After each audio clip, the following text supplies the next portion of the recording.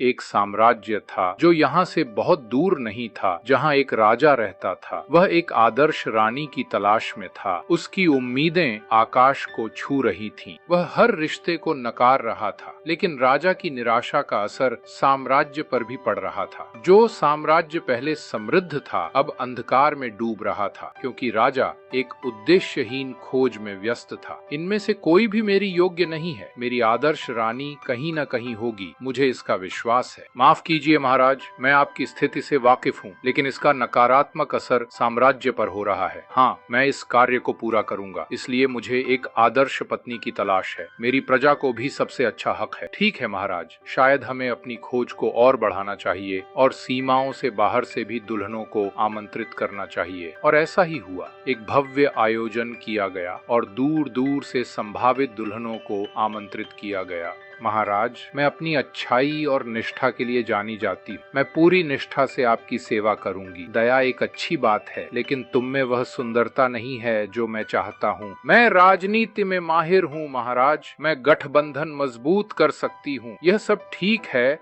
लेकिन तुम में वह शिष्टाचार नहीं है जो मुझे चाहिए। मेरे परिवार के पास बहुत ज्ञान है और मुझे उनका खून मिला है। ज्ञान होना एक अच्छी बात है, लेकिन मुझे इससे कहीं अधिक चाहिए, बहुत अधिक। तुम यहाँ क्यों आई हो कहानीकार? क्या तुम परीक्षा की इच्छुक हो? किसी भी सवाल से पहले महाराज, मुझे एक कहानी सुनाने की अनुमति चाहिए। उसने एक रहस्यमय मुस्कान के साथ अलादीन और जादुई चिराग की कहानी सुनाई। नहीं रुको, तुमने कहानी पूरी नहीं सुनाई। फिर शहजादी यास्मीन का क्या हुआ? जाफर को उसकी सजा मिली या नहीं? माफ कीजिए महाराज, मैं थक गई हूँ। राजा ने जोर दिया कि शहरजाद कहानी पूरी करे, लेकिन उसने मना कर दिया। हर रात वह नई कहानियाँ सुनाती, जैसे अली बाबा और 40 चोर या समुद्री जहाज के साहसी समुद्री यात्री सिंबाद। धीरे धीरे कहानियों के माध्यम से राजा ने प्रेम, बलिदान और मानवता को समझना शुरू कर दिया। शहरजाद ने हाँ कहा और दोनों ने एक नई कहानी लिखी। उनकी शादी हुई और उनका साम्राज्य समृद्ध हो गया। यह कहानी यह सिखाती है कि इंसानियत की खूबसूरती उसकी अस्मिताओं में छिपी होती है और प्रेम एक आदर्श व्यक्तित्व की खोज नहीं, बल्कि विश्वास और स्वीकृति का नाम है। राजकुमारियाँ, सच्चे प्यार की तलाश।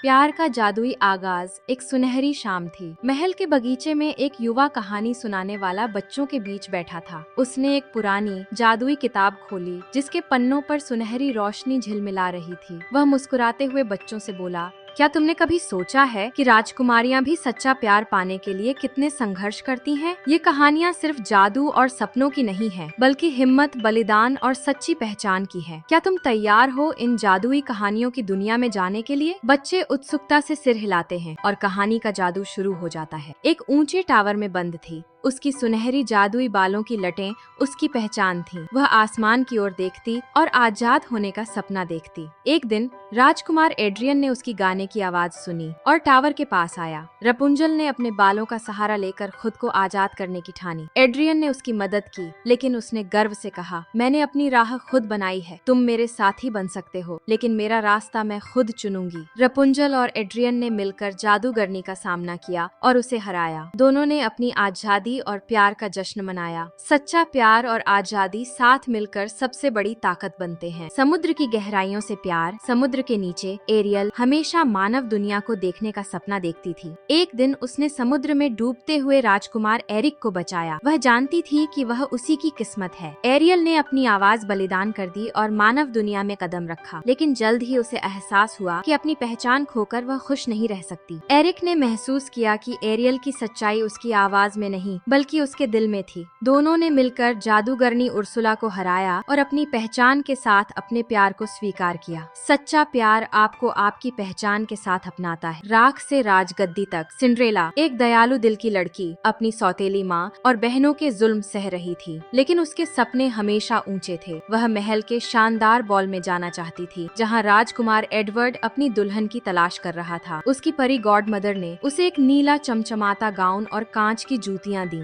बॉल में एडवर्ड और सिंड्रेला एक दूसरे से मिले और तुरंत प्यार में पड़ गए। आधी रात को जादू टूटने से पहले सिंड्रेला महल से भाग गई, लेकिन अपनी एक जूती पीछे छोड़ गई। एडवर्ड ने पूरे राज्य में उसकी तलाश की और आखिरकार उसे पाया। अपने सपनों को पूरा करने के लिए साहस और सही समय का इंतजार जरूरी है। एक साधारण लेकिन बहादुर लड़की अपने पिता को बचाने के लिए एक डरावने जानवर के महल में गई। शुरू में वह जानवर से डरती थी, लेकिन धीरे धीरे उसने जानवर के दिल में छिपी कोमलता को महसूस किया। बेल की हिम्मत और प्यार ने जानवर के श्राप को तोड़ दिया और वह एक सुंदर राजकुमार में बदल गया। दोनों ने एक साथ अपनी नई जिंदगी शुरू की, जो विश्वास और प्यार पर आधारित थी। सच्चा प्यार बाहरी सुंदरता पर नहीं, बल्कि दिल की खूबसूरती पर निर्भर करता है। प्यार की असली ताकत कहानी सुनाने वाला किताब को बंद करता है और कहता है, ये कहानियाँ हमें सिखाती हैं कि प्यार सिर्फ सपनों की बात नहीं है, यह हिम्मत, बलिदान और एक दूसरे को पहचानने की ताकत है। बच्चों की आंखें चमकती हैं और आसमान में 4 राजकुमारियाँ रपुंजल, एरियल, सिंड्रेला और बेल की छवि चमकने लगती है। यह प्यार और जीत की निशानी थी।